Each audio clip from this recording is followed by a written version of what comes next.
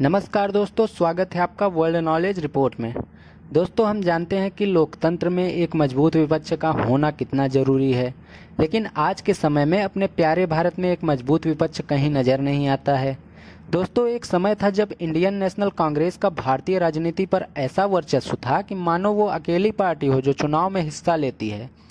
लेकिन यदि हम आज की बात करें तो भारत के अब तक के 17 जनरल इलेक्शंस में से 7 में पूर्ण बहुमत और 3 अन्य में कॉलिजन गवर्नमेंट बनाते हुए देश में 5 दशक से ज़्यादा राज करने के बाद आज इंडिया के इस ग्रैंड ओल्ड पार्टी के रिलेवेंस पर ही सवालिया निशान उठाए जाने लगे हैं।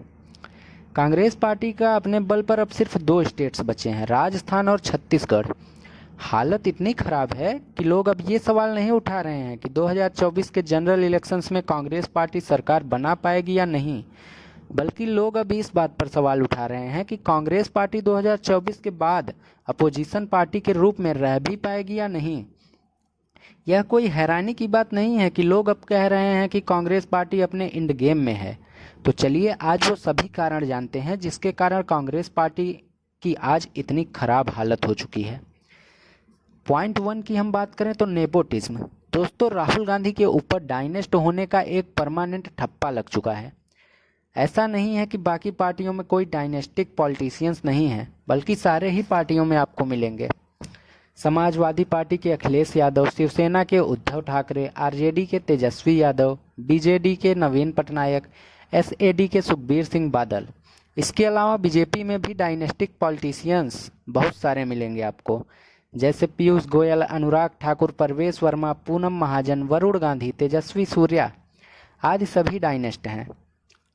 इनफैक्ट कांग्रेस में राहुल गांधी के अलावा भी और बहुत से डायनेस्टिक पॉलिटिशियंस हैं, जैसे सचिन पायलट, आदर्श शास्त्री, सलमान खुर्शीद आदि।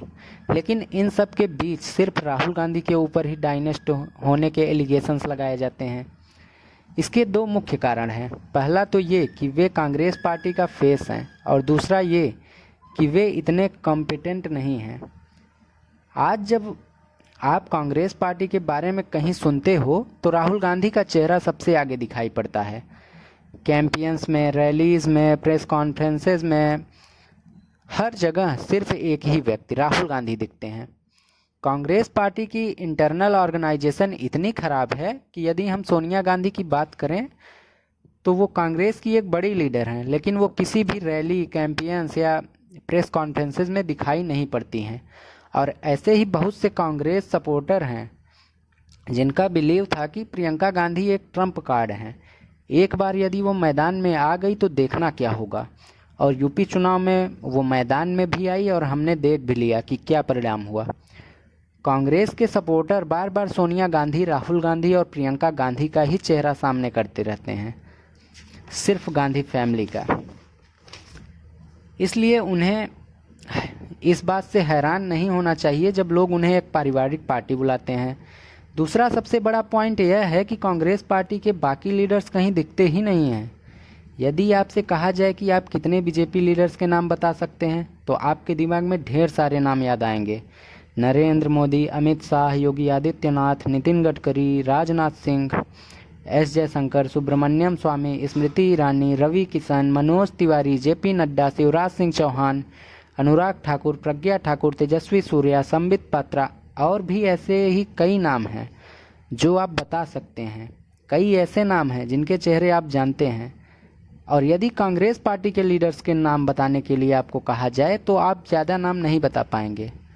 कांग्रेस पार्टी में कपिल सिब्बल और सलमान खुर्शीद जैसे लीडर्स भी आपको देखने को मिलेंगे, जो कांग्रेस पार्टी के पावर में होने पर तो मिनिस्टर बन जाते हैं, लेकिन कांग्रेस पार्टी पावर के बाहर होती है तो ये अपनी लॉ प्रैक्टिस में लग जाते हैं। कांग्रेस के लिए इनका कोई योगदान आपने नहीं सुना होगा। शशि थरूर काफ़ी फेमस हैं, लेकिन अपनी इंग्लिश वोकाबुलरीज के लिए क्या इन्होंने अपनी कोई फेमस स्पीच कभी दी है या कोई पॉलिटिकल रैली की है? ज़्यादातर पॉलिटिकल पार्टियां आंदोलन पर चलती हैं, ज़मीन पर कार्य करने से चलती हैं। कांग्रेस के लीडर्स ज़्यादा ज़मीन पर दिखाई नहीं देते हैं, इसलिए ये मीडिया में भी नहीं दिखाई देते हैं। हालांकि कांग्रेस के पास सचिन पायलट, कन्हैया कुमार और गौरव वल्लभ जैसे लीडर्स भी हैं जो लगातार कांग्रेस पार्टी के लिए मेहनत कर रहे हैं, लेकिन प्रॉब्लम यह है कि इनमें से किसी को कांग्रेस पार्टी ने उतना उठने ही नहीं दिया। तीसरा पॉइंट यह है कि साल 2000 में राहुल गांधी 30 साल के हो चुके थे। क्या यह बेहतर नहीं होता कि राहुल गांधी तभी से शुरू हो जाते अपना पॉलिटिकल करियर बनाने में, किसी स्टेट में कैंपेन करते या फिर किसी स्टेट के चीफ मिनिस्टर बनते, ताकि लोग उनके द्वारा किए कार्यों को देखते। लेकिन उन्होंने ऐसा नहीं किया। 2004 में कांग्रेस के पावर में आने के बाद राहुल गांधी कोई कैबिनेट मिनिस्टर बन सकते थे जिसमें वो अपना कार्य करके दिखाते, लेकिन उन्होंने ऐसा नहीं किया। वर्ष 2004 में राहुल गांधी ने पॉलिटिक्स में एंट्री तो किया, लेकिन अमेठी से चुनाव लड़कर जीते, जो कि एक पारिवारिक सीट थी जिसे गांधी परिवार पहले से ही जीतता आ रहा था। जब भी बात आई अपने आप को साबित करने की, एक पीएम कैंडिडेट बनाने की, तो राहुल गांधी हमेशा इसमें फेल रहे। चौथा पॉइंट यह है कि यदि राहुल गांधी वास्तव में कांग्रेस पार्टी के चेहरे हैं तो आज तक ट्विटर के अलावा किसी आंदोलन में क्यों नहीं दिखे। ना तो आज तक उन्होंने कोई भूख हड़ताल करी थी, ना तो कोई पदयात्रा करी थी, और ना ही किसी बड़े आंदोलन के फेस बने। हालांकि राहुल गांधी ने देर से ही सही लेकिन थोड़ी राजनीति सीख ली है तथा भारत जोड़ो यात्रा नाम से पूरे देश के पदयात्रा पर निकल पड़े हैं। इसमें उनकी काफ़ी तारीफ भी हो रही है और कई वीडियोस भी वायरल हो रहे हैं। अब देखना ये है कि क्या ये भारत जोड़ो यात्रा राहुल गांधी को सफलता दिला पाएगी, या कांग्रेस पार्टी फिर से सत्ता में आएगी, या एक मजबूत विपक्ष बन पाएगी।